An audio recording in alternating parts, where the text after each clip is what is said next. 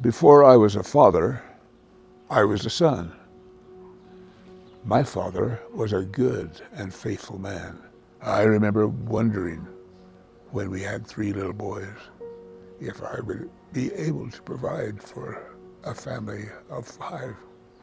I'd think of my father laboring in circumstances much more bleak and much less promising than mine. Into my mind would come his unspoken message: square your shoulders and press on.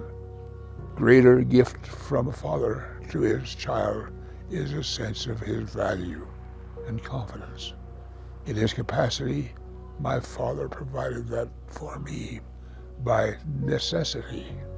He needed my help. We did hard things together, 6 days of every week. He was proud of me, praised me, and expressed his love. A father counsels and does his best to protect a child from harm and errors. My father loved to grow things. He always planted a big garden and harvested much of the food on our table.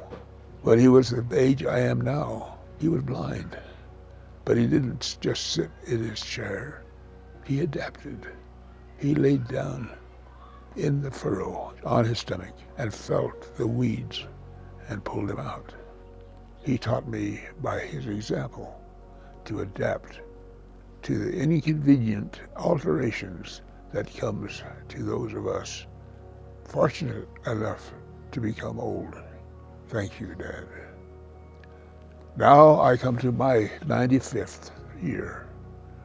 The influence my father still deep in my core being, but now the blessings and joys of my own fatherhood eclipse all other endeavors and privileges, titles, public praises, and old newspaper clippings gather dust on the shelves and clutter in the drawers.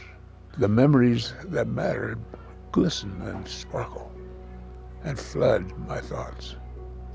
In my mind's eye come 6 little boys, each a blessing of joy, a long procession of delights and stresses, bruises and stitches, disappointment and triumphs.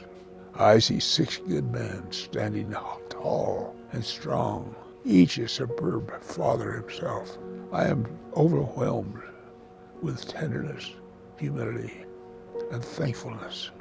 The greatest of all honors to be afforded ordinary men is to be granted the privilege of becoming a father.